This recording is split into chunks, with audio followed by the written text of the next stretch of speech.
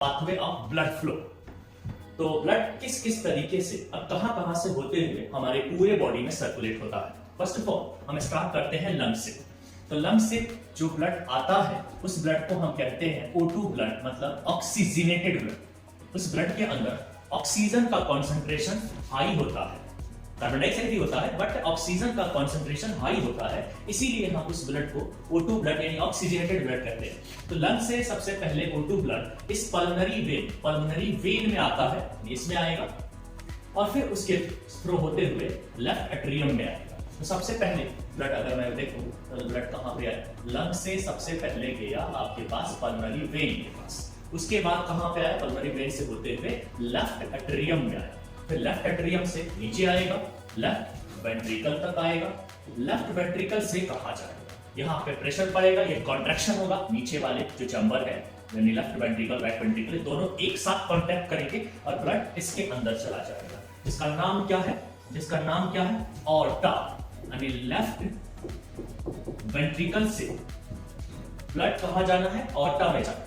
Aorta एक systematic artery, aorta को हम लोग सिस्टमेटिक आर्टरी भी बोलते हैं। सिस्टमेटिक आर्टरी मतलब लार्जेस्ट आर्टरी है, बॉडी के ऑर्गन सिस्टम से जुड़ा हुआ है, इसको सिस्टमेटिक आर्टरी भी कहते हैं। इसके अंदर ब्लड जाता है, इसके ऑर्टा से फिर कहां जाएगा, ऑर्टा कहां तक है, मैंने कहा कि बॉडी ऑर्गन, ऑर्टा देखिए यहां से जा रहा है, यहां से जा रहा और यहां तक ब्लड कैसा ऑक्सीजनेटेड ब्लड है, बॉडी टिश्यू तक पहुंचेगा। उसके बाद हमारे पास कहां पहुंचा ये, बॉडी टिश्यू तक गया, ये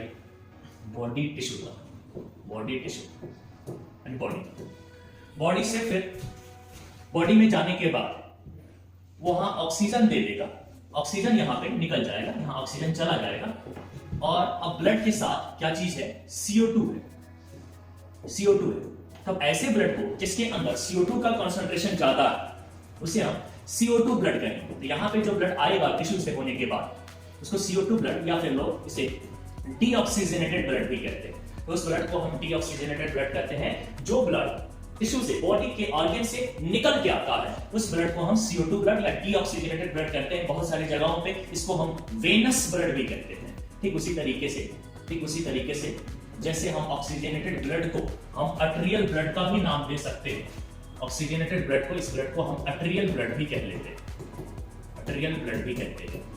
या ऑक्सीजनेटेड ब्लड भी कहते हैं। और इसको जो टिश्यू से होके आ रहा है उससे हम डीऑक्सीजनेटेड ब्लड भी कहते हैं। ये डीऑक्सीजनेटेड ब्लड में कहां जाएगा, वेन से होता हुआ वेना कावा, ये जो है स्ट्रक्चर दिखाई दे रहा है इसको हम बोलते हैं वेना कावा, जिसको शॉर्ट में हम VC भी बोल सकते हैं, वाइस चांसलर नहीं, वेना कावा ना, वाइस कैप्टन भी नहीं, वेना कावा है।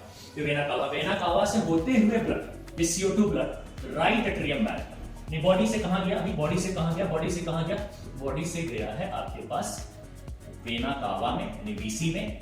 वेना कावा से किसके पास गया, राइट एट्रियम में गया, राइट एट्रियम से फिर कहां जाएगा, नीचे राइट वेंट्रिकल में जाएगा ब्लड, राइट वेंट्रिकल से फिर कहां जाएगा, यहाँ इसके पास, यहाँ फिर से कॉन्ट्रैक्शन हुआ है, तो फिर ब्लड इसके अंदर जाएगा और इसका नाम है पल्मोनरी ट्रंक। पल्मोनरी